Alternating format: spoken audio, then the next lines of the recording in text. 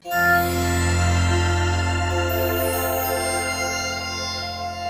everybody hear me okay?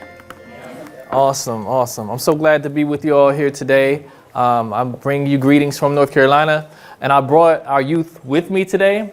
You can see their faces here on the screen. These are a lot of youth I work with, so I spend about 10 hours a week, in addition to being a faculty member, 10 hours a week working directly with young people in schools in Durham, North Carolina, and also in Wake County Public Schools. And so just want to tell you about a few of these young folks and why I'm excited about them. Each of these students is standing on business in their own respective way. So you have Mikhail Ali, for example, who is, has been a fearless leader for our group of young people that we work with. He, went to high school, did his thing, got a full ride to Duke University. He's a certified beekeeper. He's currently taking a break from Duke to make sure that he's doing things that are very meaningful to him. So he's learning how to be a master beekeeper in Ghana so that he can start accelerating the process of becoming an entrepreneur and selling honey and bringing it back to the States, because he can grow it 4 times faster over there than he can here because of the climate and also the bees. So you got other people, you got our resident photographers in the group, right here and right there. You got folks who are interested in just selling merch. You have folks who are master supporters of young people. You have these 2 amazing, brilliant graphic artists / content creators who specialize in making content about African American culture and designing it in ways that are kid friendly. And then you have our young folks over here in the corner who we worked with to write their own grant to fund their own community-led initiatives. And so they got about $19K to start up their own community-led initiatives. And then you have this young girl right here, Ariel Green, who is graduating high school with 60 college credits, about to start college. And she developed a pen for Crown Act Week called My Hair is Professional, and it sold out almost instantly. And so, the reason why I bring this up is because when I think about this idea of culturally responsive education, I think about what would it mean at its height, at its best. What does it look like? And it looks like us locating and elevating our young leaders to go to their next level of greatness, right? They would excel. They would take what we have built as a foundation. They take it way past what we've done. The future of education would be totally different if they are at the helm, having been educated in ways that support their identities, who they are, affirm them, and also let them know that they're a part of a network of people who are seen and valued and supported for their culture. So these young people together are achieving not just for the sake of just social progress on their own, but for the sake of cultural uplift as well. So they're not leaving their culture behind for the sake of achievement. They're doing both at the same time. And so at the heart of it, that's really what we're after at Black and Belonging, and why we're here to share out some of the things that we've done. So at the intersection of community engagement, belonging, and culturally responsive education, this talk really is meant to help you unpack some of the ideas that we focused on in a very concrete way, and think about how they may be applicable to you and the students that you serve here in Tucson. So, a couple concepts that I want to talk about first. In our Opportunities to Belong framework, we like to define belonging in a couple of ways. The first is around interpersonal opportunities to belong. This may be what you traditionally think about when you think about bonds or connections that youth can establish with one another, with their teachers, or even sometimes, teacher to teacher even, right? Students may give off what they're getting in an environment. Teachers give off what they're getting in environments as well, right? And so it's important for everybody to feel affirmed and connected in some ways socially to the fabric of the institution and also to one another. But let me just run this back real quick just to say what's happening in this clip, right? I'm not just talking about just connecting with your kids and asking them how you're doing today and look out for them. That's important. But what a next level strategy looks like is these 8th graders who might have been known for sometimes doing right in school, sometimes doing wrong, taking the lead as the lead basketball players, for example, and the star basketball players on the winning championship team for their district.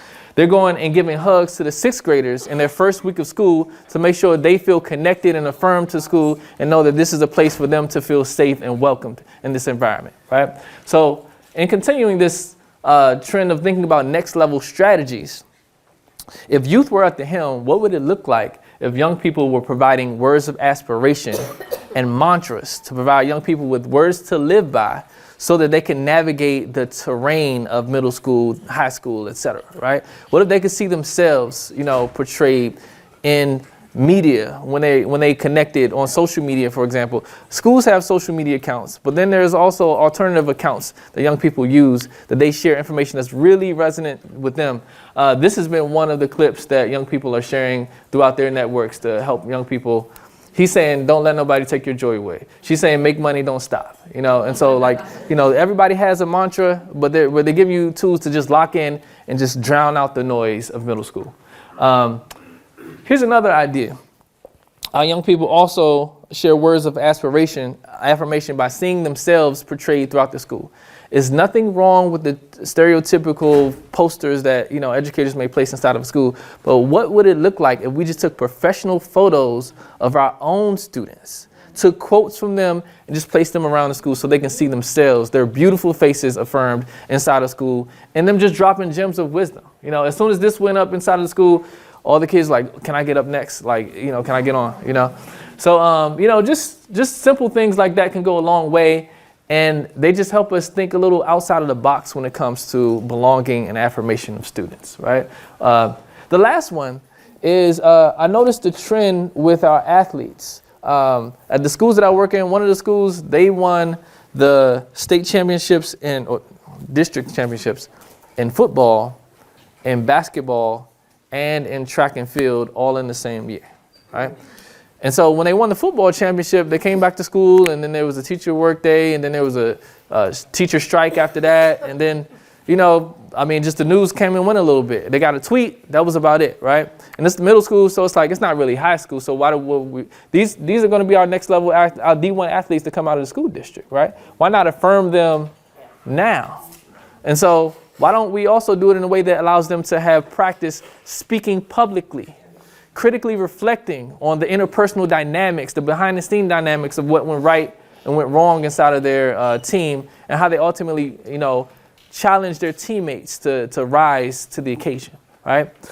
The reason why I also think this is important to show is because, these athletes just didn't feel like they were being celebrated and affirmed, but they got to have fan mail where they connected with the fans at the school, and got to feel a level of support as well. So, just something to consider as we think about out-of-the-box strategies for supporting students' motivation. So the next piece of the framework that I wanted to outline here is instructional opportunities to belong.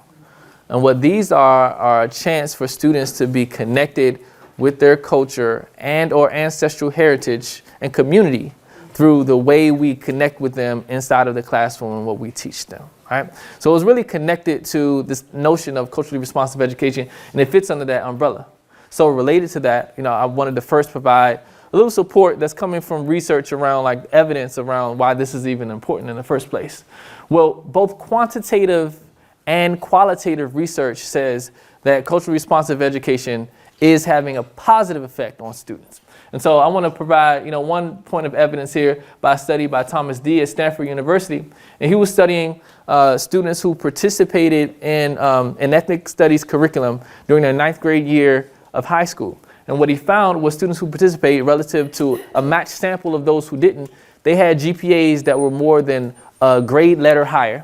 They had a significantly higher attendance, and they earned more credits during high school, during their trajectories in high school. So just taking this class at the beginning of their high school careers changed their whole academic trajectories in high school. So these courses really do make a difference, right?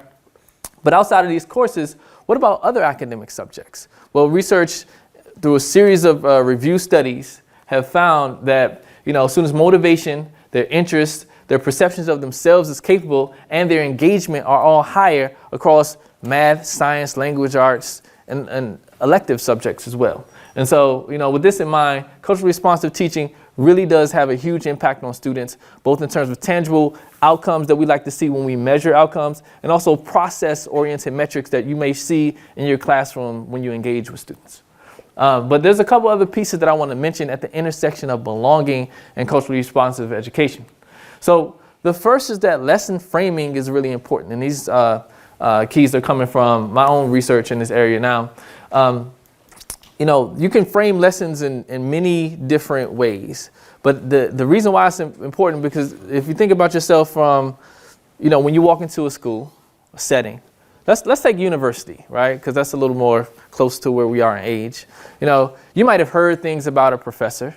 You might have heard things about how people like you might be treated at this school, right? Maybe, you were a woman pursuing a degree, in a field that, was not dominated by women. Maybe you were a student, who was a member of an underrepresented population. There may be stereotypes, and there's also reasons why you may have healthy skepticism towards the instructor, towards the institutions. And so our young people also come in with, their antennas up, right? So certain students have more vulnerabilities to anxieties about belonging based on a history of mistreatment that they may have, or people who look like them may have had within a certain school district, right? And so ambiguity, right, in the absence of clear understanding of where somebody's coming from, you don't know if they're coming to support you or they're coming for you and trying to, have it out for you, essentially, right? So one thing that is emerging from this research is the more we eliminate ambiguity, the more we allow students to understand exactly where we're coming from and where we stand, right? In other words, we can have good intentions for what we do, but those intentions may not necessarily translate into impact if we don't make it clear what our intentions actually are to the people who we're trying to serve. A classic example of this is high standards, right? You can have high standards for students and tell them that, what they're turning in is just not good enough. But at the end of the day, if you don't also put out that ladder for them to help them see how they can get there, that support plus the standards is what helps students understand that you really feel like they can do it. That encouragement, that affirmation that comes with the high standards is what ultimately propels them to try again and turn that assignment again if you give them the opportunity to resubmit. Another one that's emerging from our research is this idea of flexible use of time. And so if you look over the sequence of lessons, you may find that the way culturally relevant instruction looks in one class may be totally different from the way it looks in another class. And that's because of a couple things. One, the students are different.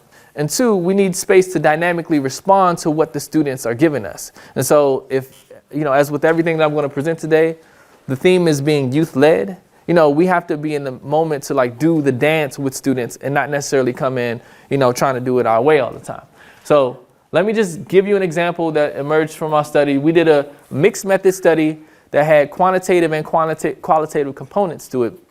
And we were studying the notion of communal learning opportunities. That's this idea of helping students to understand, when, where, and why what they're learning is connected to serving the community, preserving different life forms, and also serving one another. And so in doing so, we went into a deeper dive of a couple of teachers' classrooms with our observations to follow our quantitative studies.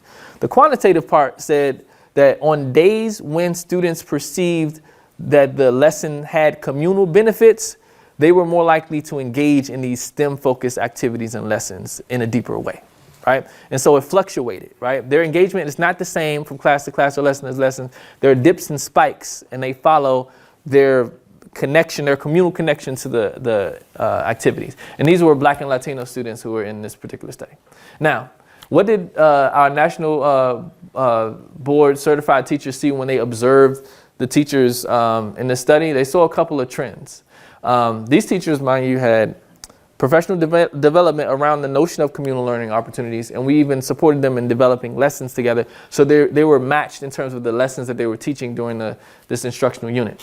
But on the y-axis here, we have behavioral engagement, and on the x-axis, we have observation ratings of how much the teacher emphasized the notion of serving the community within their pedagogy. And so Ms. Wilkins is first, and so here's her pattern that we see, right? As you can see on day one, she kind of touched on this notion of serving the community, but she didn't really emphasize it all the way. I'm not sure what to call this gray box. We created it just to say that it was kind of a hot zone, where we, wanted people to be where students had some, level of engagement that was relatively high. And also the teachers were hitting on serving the community at some level, right? So she was in this hot zone, but, kind of barely in it. But she did emphasize serving the community, but the students were engaged this first lesson. What I saw in the classroom when I was there was, all right, cool. I get to the classroom, put down the box of materials for the day, and I'm excited to be in the classroom. I was a participant observer helping, and she says, okay, y'all, we got this PowerPoint. She clicked through a couple of slides and then she said, you know what? Scrap that. Like everybody dig in the box, and I was like, what, had this big old grant, and now my project is about to blow up because all this teacher wants to do is let these kids play, right? But they went in there, they started playing and engaging in the material, and they had fun, but they had no idea why they were working on whatever they were working on, right? Day 2, she comes in, she starts talking about, how the lesson is connected to serving the community.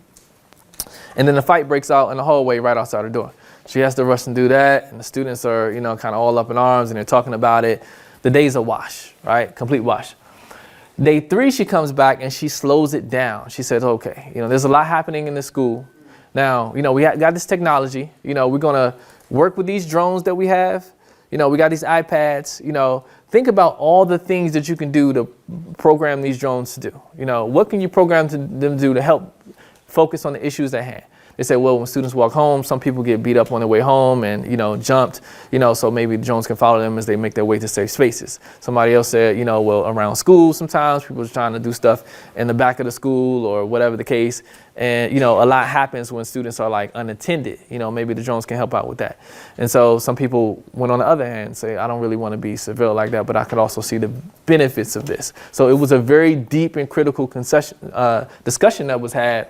And they got to work eventually, but the rest of their 3 lessons, that they engaged in, she didn't touch on this notion of serving the community at all. But what we saw in the classroom was, although engagement was high here and high here, these are qualitatively different forms of engagement.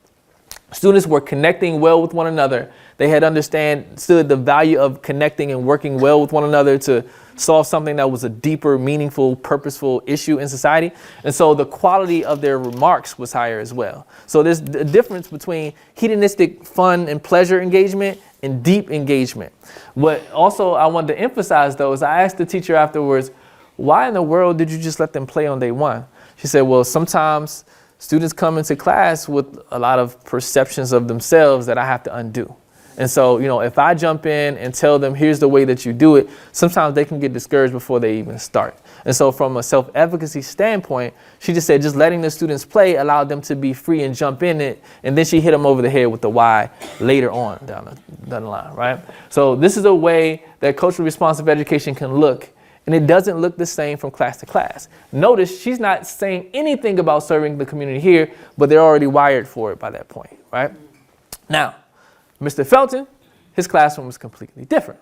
If we take a look at his classroom, here's what we see, right? Come in first day, drop off the box. I'm excited. Kids are looking like, oh, what's in there? He said, don't worry about that box. We're not thinking about that today. Today, I'm going to talk about, this idea of if you're serving your community, what's the purpose of you, really thinking about yourself as somebody who can be a change agent in your community right now? And they're like, bro, we're in 6th grade. What are you talking about? You know what I'm saying? We just got here, and so it was a totally different discussion, but slowly their minds started to open up in terms of what was possible. They saw people, like the boy who was building the windmills in Africa, and that served as an example for them. One of the kids happened to have the book randomly. He pulled it out and he gave a full summary of what it was about, and the lesson continued.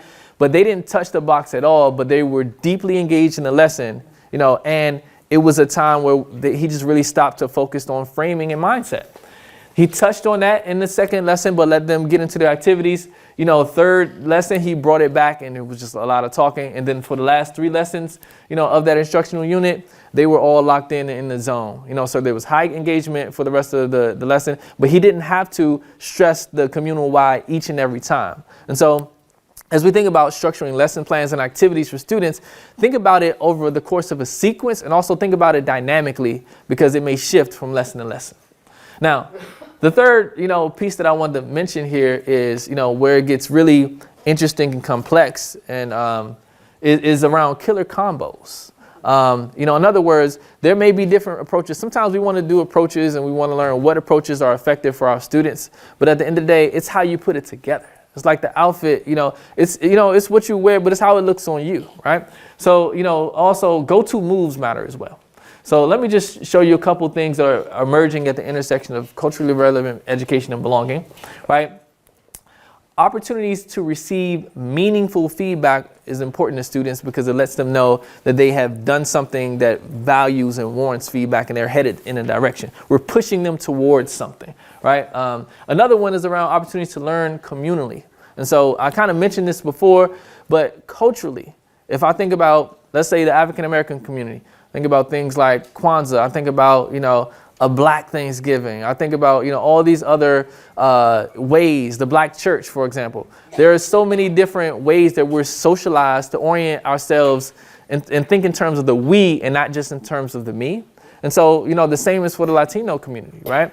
So there are countless examples of this. So we learn these things and they become a part of us so that when we step into environments and it's about I, me, my, mine, sometimes that doesn't make sense. It doesn't register to me that this is something that's important for my life, or this is my life's work, for example. If I'm not helping anybody, how could this possibly be my life's work? And we see this showing up when students matriculate to college, they pursue STEM careers. Those who see the communal benefits of pursuing STEM careers are more likely to continue to pursue those careers relative to those who don't. And so communal learning opportunities are very important.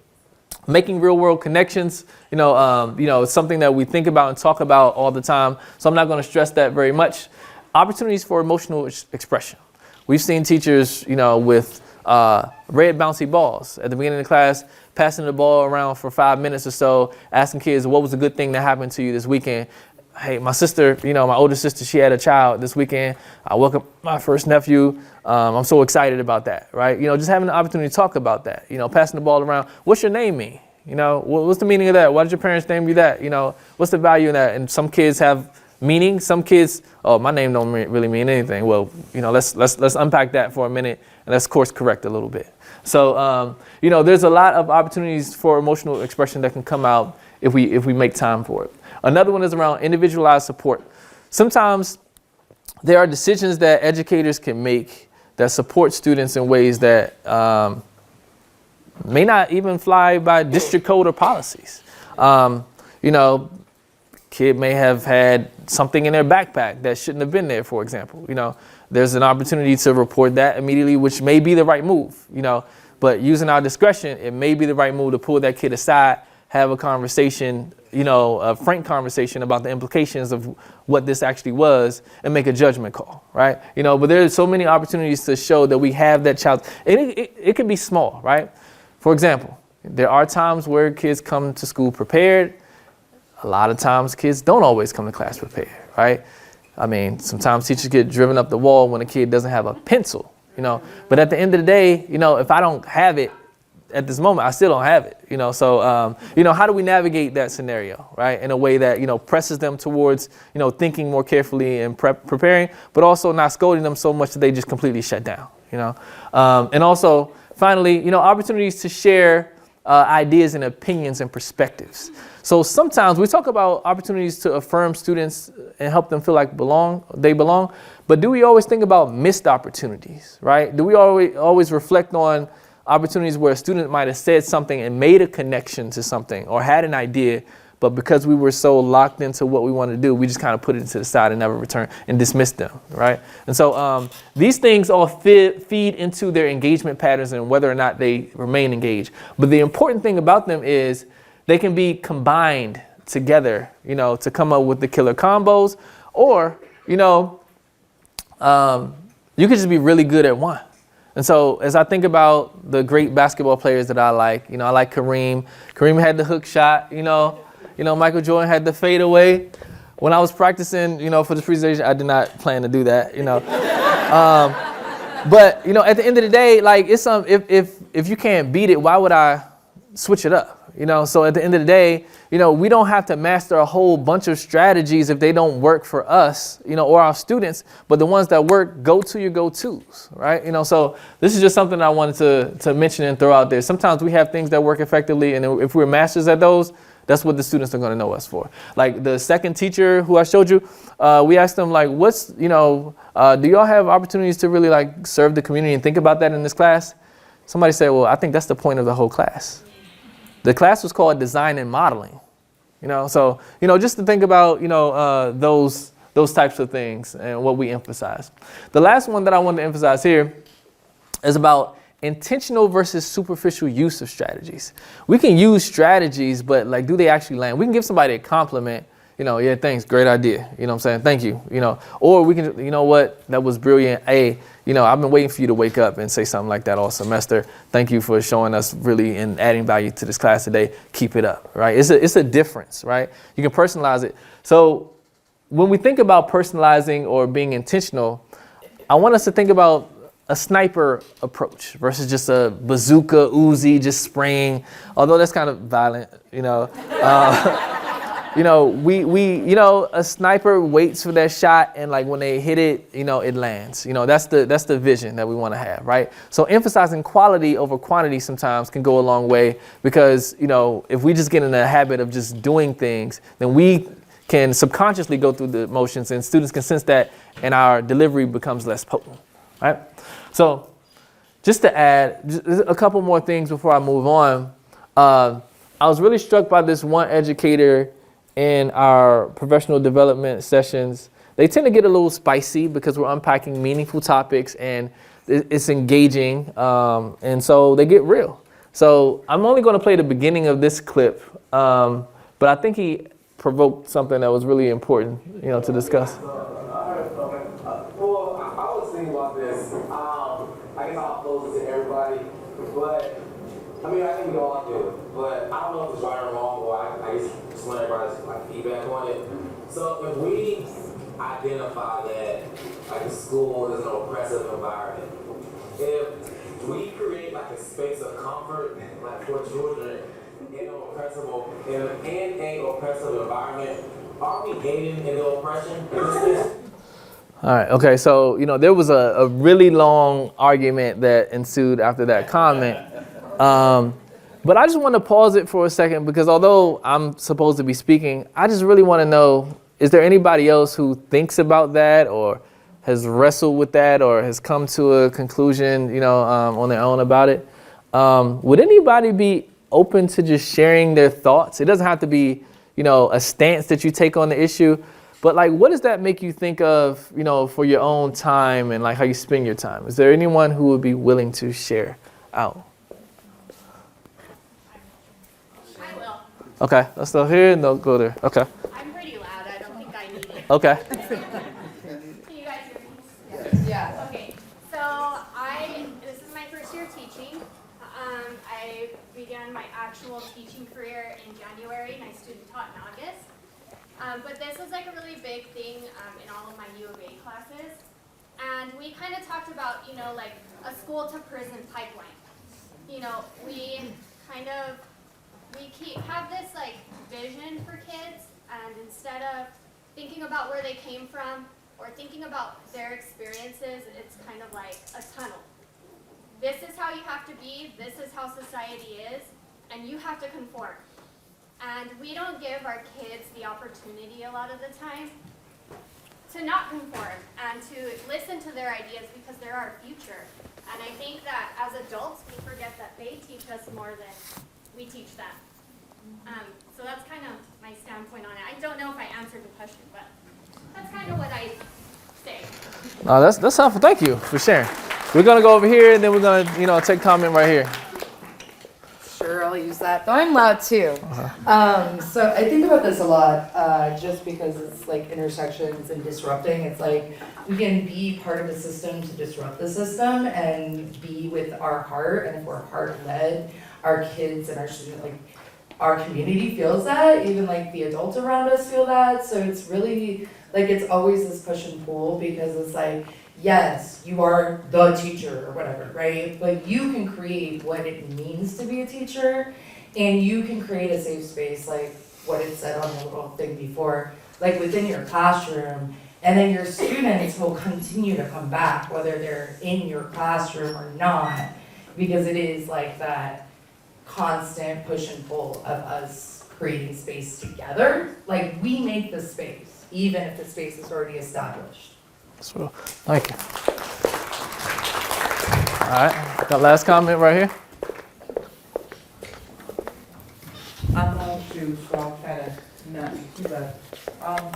I just easy self-contained, so they already have that. My kids, when I'm working with them, I take into consideration what they've already been through. Most of them have already had not good school relationships, not good experiences. I take that into consideration. I let them know they belong, that they are worthwhile, and that whatever choices they make, they are their choices. No matter what has happened to them, no matter what happens to them from now on, they are in control of their choices. It is their life, and they are responsible for those choices. That is the best I can do for them, because we can't take their choices away from them. They have to make them. They have to be responsible for them. We can teach them skills. We can teach them how to deal with things in a way that they're comfortable with, that goes along with their culture, that goes along with their home life, that goes along with, but that's adaptive. Or we can say, oh, that's just how they are and it's maladaptive, but that's not going to help them.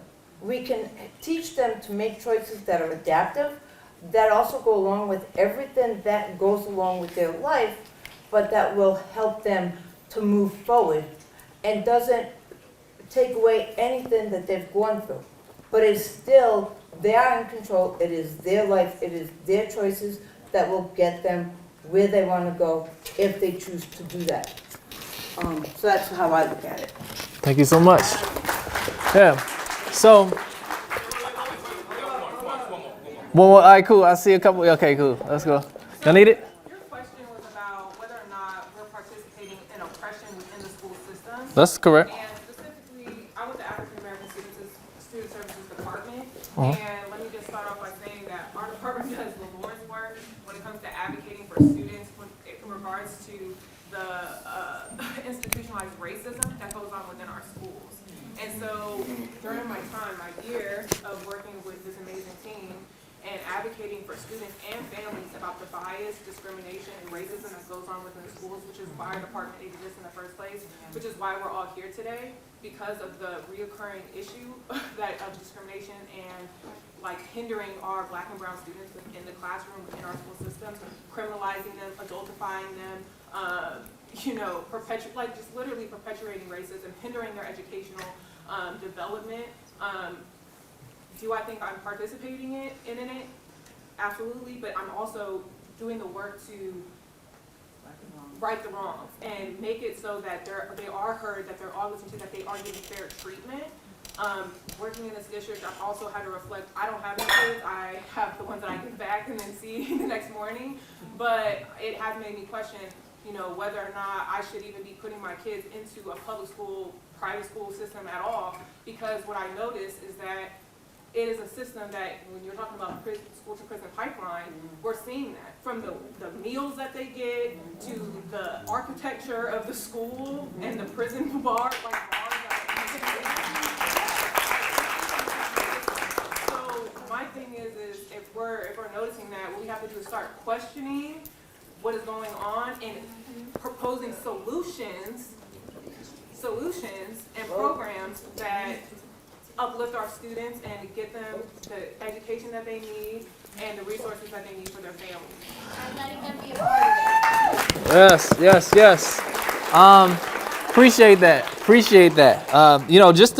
Just share some things that I heard and how it connects back to this as well. The question came up when I was working with a group of teachers. Is belonging enough? And for all the reasons that you named, this is what was coming up.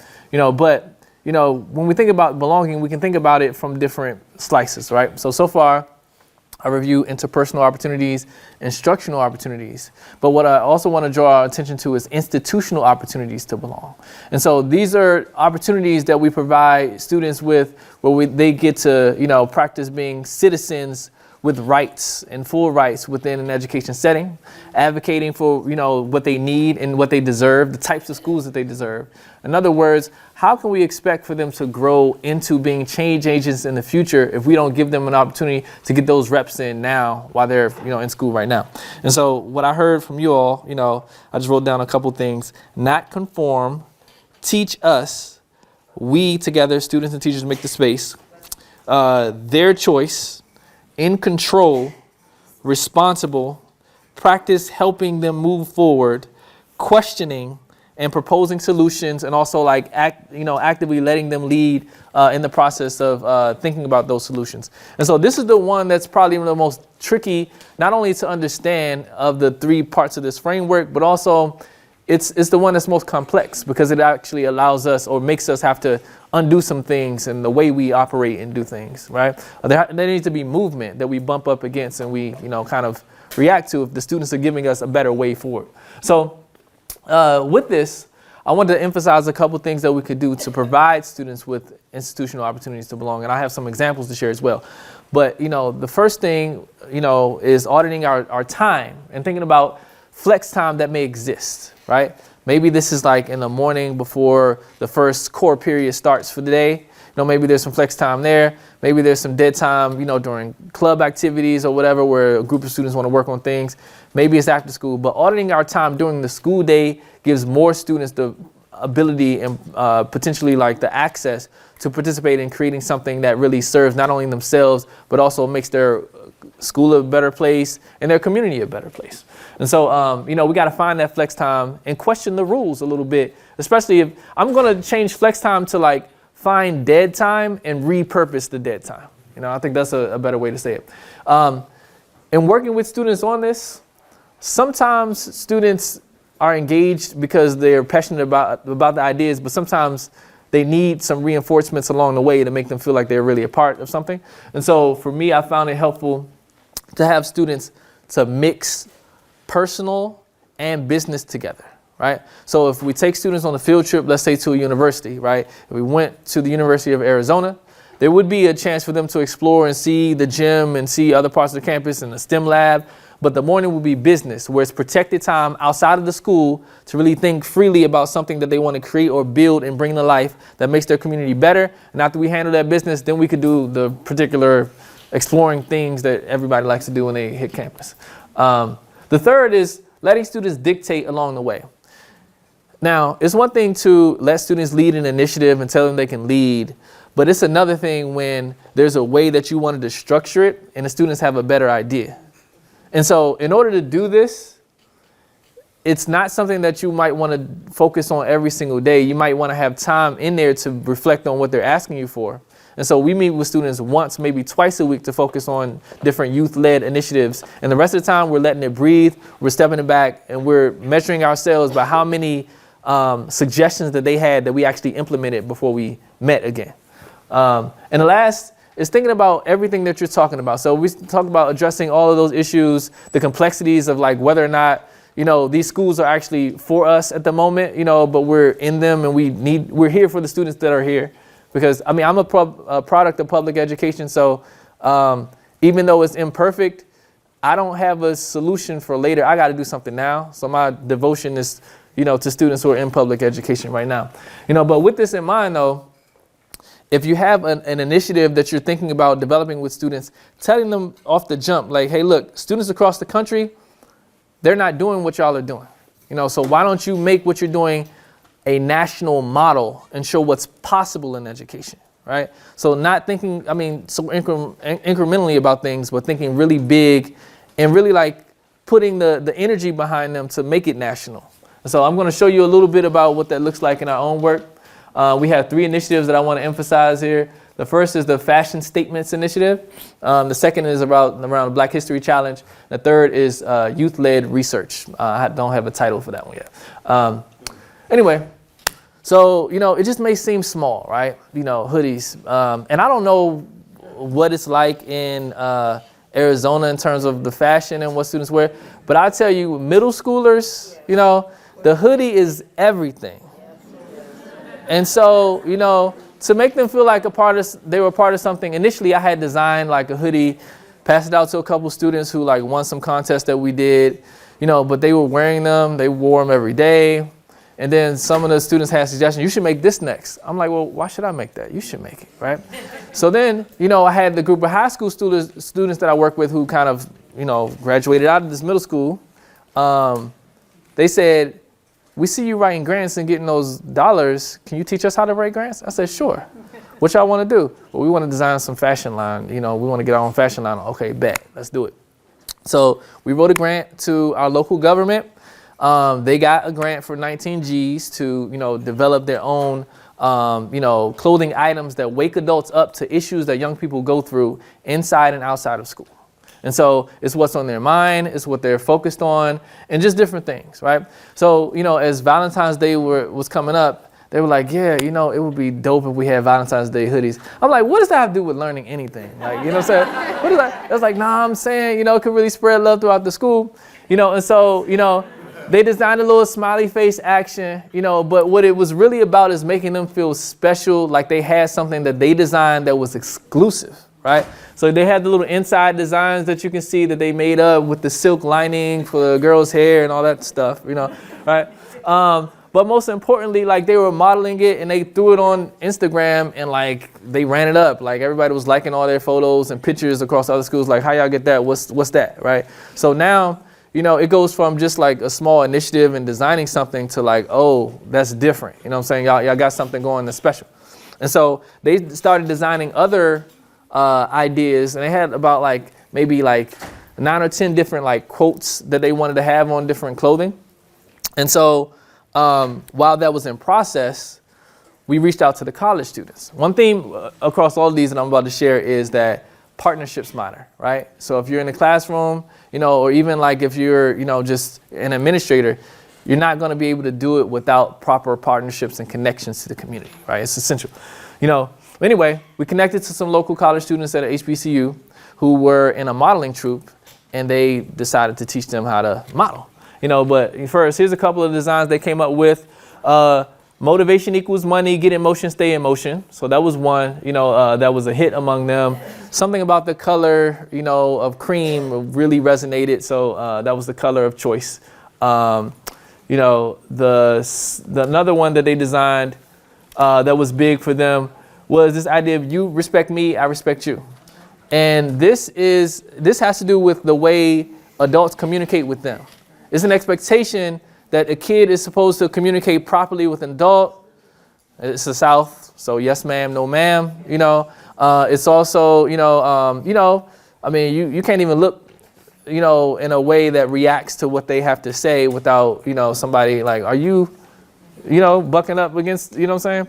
So, this message came with a public service announcement to talk about the ways that adults were treating students in school and out of school, and why do you deserve respect from me when, it's obvious from the way that you just speak and blurt out things in the classroom, you don't even respect yourself, right? So having them get that off their chest and also design it in a constructive way and model it on the runway, was something that was a really huge deal for them and for the school. And so, this is them just taking over dead time at the beginning of the day. Now, it's supposed to be for remediation, but sometimes during the year, we're not really focused on all that. So it's just time where they can just make it into enrichment. And so this particular day, college students just pulled up and, taught them the basics of modeling in their first modeling camp. So let's take a look.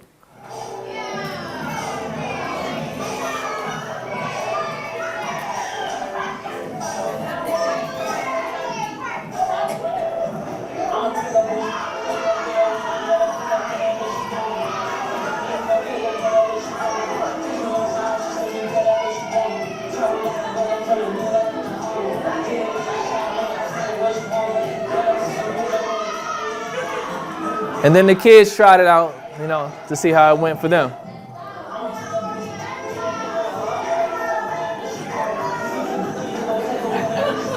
So they're still finding their way into their womanliness, their femininity, if you will, but they were having fun doing it. The decibel level was super high inside the school. The media center coordinator kicked us out. She's like, "What are you doing? Y'all got to get out of here." But at the end of the day, it really created a level of excitement with the kids around things and helped build up to something larger. Because if you're trying to pull off a whole fashion line, that has a socially conscious message, there's so many steps along the way that you can lose them along the way. How do we keep students engaged long enough for that big win to translate? And so finally, when it came to doing it, they didn't just do it anywhere. They actually modeled in a university fashion show that was co-sponsored with a College of Textiles locally. And so they got to model with college students. They got to get input from them and feedback. Local designers were present and gave them feedback on their actual models. And so, the students had a great time, but most importantly, the community got to see how big it was. So now it went from a little school thing over in the corner to, oh shoot, these students are meeting college professors and connecting with them, and bringing their assets to a college campus and have something to show when they get there. So it's not just about exposure, it's about what do I bring into this space and how am I validated for what I actually possess and help create and cultivate. So these are the bags and all the other things that they design. And then, after selling the merch, they got fan mail from, people, college student on the left, high school student on the right. High school student is from the DC area, and college student is local. But, getting on social media and shouting out people who sold the most merch and all that kind of stuff, right? So just one of many ways that we can, take a small idea and develop awareness around it. Some of the messages were around like, all hair is beautiful, but ours is special. That was one message. Several other ones that really, resonated with folks. Next, I want to tell you about the Black History Video Challenge. This one will be a little quicker. The big idea here is when I was at Michigan State as a professor, I had this student that I was working with, and she came into my office, and every day she was like, yeah, I'm working on your project, but I should be in class. I'm like, wait, well, why are we meeting right now? Go to class. And she's like, I just don't feel like going for real. I was like, nah, we're not on that, So eventually one day when she slept in class, I asked her, I said, what do you want to do? Why are you even here? What are you trying to do? She said, honestly, if I could do anything, this was like in 2019. It's like, for real, anything? I was like, yeah. She's like, I'll probably be a social media influencer. I'm like, oh my gosh, here we go, right? But I was like, all right, cool. Well, you know what? I want you to make some instructional videos to help, middle schoolers, if they want to be that. Because if you want to do it, that means somebody else might want to do it behind you, right? Anyway, the pandemic hit, long story short, like that wiped out a little bit of time. But afterwards, when I started working with the youth again, I was like, who wants to be an influencer? Half the group raised their hand. I said, why? Well, there's money in it. We don't have to wait. We can like get active now and build our own stuff. We want our own. I'm like, okay, cool. I need somebody to make a video for the Black History Video Challenge that we're about to do for the school. And they made it. The first one was pretty good. And then I said, I gave them like gift cards because I wanted to sow a seed into them, right? So I'm not paying them, extrinsic rewards. In my field, extrinsic rewards are bad because they undermine intrinsic motivation, right? The smiley faces and all that kind of stuff, bad, right? But money can sow a seed into somebody to tell them, okay, you're a professional, and so you're worth it, right? So we paid them the gift cards, and they're like, oh, we can do better. I'm like, nah, I'm not paying y'all twice, though. And they were like, no, we just want to do it because we just think that, we can do a better job. You really believe, so we're going to give you the real thing. So this is an example of one of their videos they created, and now we've replicated it in other areas and districts and whatnot. But this is one of their videos. And my girl's birthday coming up, I don't know if get her, we could get her like some shoes, if I like this. I don't got no money though. You ain't got no money? It's a whole Black History Video Challenge coming up where you can win $250 right in your hand. I just made a video off of it. The video gotta be 90 seconds to rush up. Alright, we might have to tap in this anyway. Make sure y'all tap into that Black History Video Challenge where you can win $250 if you win your video. That's that. Simple, plain, got to the information. It wasn't a boring school announcement. Today we're going to do, what I'm saying? It wasn't that, it was completely their energy. And so when we turn it over to them and just let them lead, we get better engagement from the whole school, right? They're actually our partners, so they're more than just, people who are leading initiatives and, they're actual partners and they can do things better than us if we just got out their way. And they have more time to do it too. So what comes on the back of this? Students submit their videos for the video challenge, but we also partner with different community groups to pull off an entire Black History showcase that is youth-led on a college campus. And so coming to college campuses, there were about 115 youth from 2 different school districts who came through and competed in a Black History Knowledge Bowl, competed to the death. It was very, it was intense. And so college students stepped in and asked questions, and they went head to head. But most importantly, having the opportunity to just host. These students are not the students who are the straight A students. They're not the students who, get the best grades. But they do have a way of expressing influence over other people, and people listen to them when they talk, So these are the people who need to lead, not the, the people who want to put up there because they got the good grades, so they deserve to be up there. Nah, she actually deserves to be up there because she's the best at what she does, there's that. There's playing the role of photographer, behind the scenes and capturing the images during the event. They also go up to the tables and ask questions and host throughout. So there's engagement. We got the balloon backdrop for them. So they would interview the winners throughout the different competitions. And what they were doing was creating so much buzz that, people outside of the district decided to pull up. So here's the superintendent of Wake County Public Schools coming to pull up at the school because his principals are texting like, yo, this event is dope. So he pulls up and he takes pictures with some of the winners from the different schools.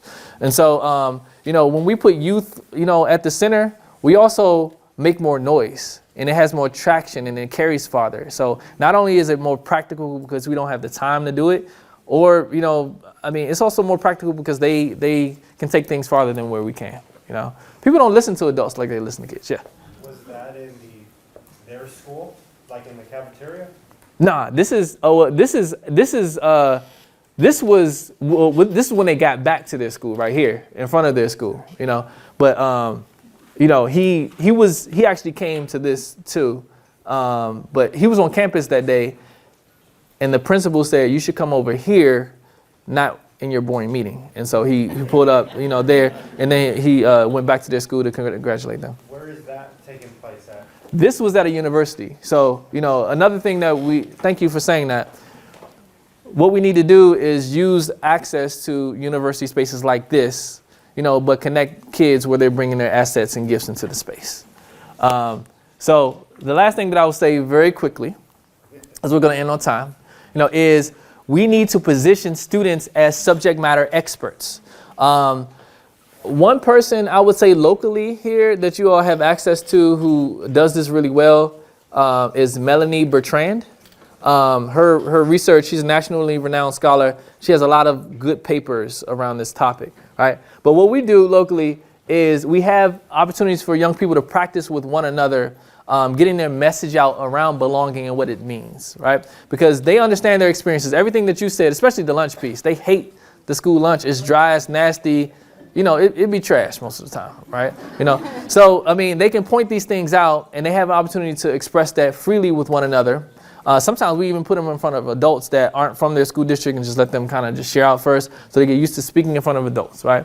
And after they do their research, we actually have them go back and speak to principals about changes that they would like to make at their school, but it's evidence-based, right? We talk about data-based decision-making, but what does it mean for young people to collect their own data and bring that back? Right? But we don't stop there. We actually have them present to professors. So the next step is taking them to national conferences. So this is the American Educational Research Association, where we normally go, we confer, we connect, but this is a rooftop social. They were presenting in a presidential session, and after their presidential session, our division had their own rooftop social that was just for them for about 30 minutes, and then we kicked them out and poured adult beverages. But the idea there is that, through partnership, we can leverage national platforms to make more noise. So these same issues that students complain about all the time, it matters more when you're about to go outside of the school district because adults are like, what you about to say? Right? It's like, well, what you gonna do for me? Because I need change and I have a platform. So it creates a sense that they actually have expertise that needs to be validated. So a youth-led data culture involves having them determine their own questions, having them identify methodologies that make sense for themselves. Our kids came up with a speed dating interview exercise to understand belonging, and also they came up with their own talk show, the 24/7 Yappers, invited their peers to a college campus and, had the conversation there and recorded it and, analyzed that data, and also debriefing sessions around how it went. A quick example of this comes from our own data. What we did was we presented heat map data to students. This is a wing of their school. We showed them in a survey that we had collected, and we had them design their own measures and think about how they would then use it. What we ended up developing together was, a heat map of Black boys' experiences inside of schools. And what we found is that some classes affirmed them a little more than others, right? And so, by looking at this, it's visual, no numbers are present, but there's a lot of design and mathematics behind this, right? So they're learning data visualization, which is the next step in them, thinking about themselves as data scientists beyond just the statistics. And so, it was a fun exercise, but most importantly, it allowed them to share back with their administrators some things that they wanted to see differently. So in closing, interpersonal opportunities to belong are the social connection piece. Instructional opportunities to belong are the things that we do to connect students with their community and ancestral heritage. And finally, institutional opportunities to belong is when we allow them to eliminate structural barriers that are in their way, and we just leverage our platform for them. So in closing, I just want to say that, there's a lot of work that needs to be done, but your role is so important in being bridging the gap between what's happening above and what's happening to students. So continue to be the light and continue to connect. Thank you.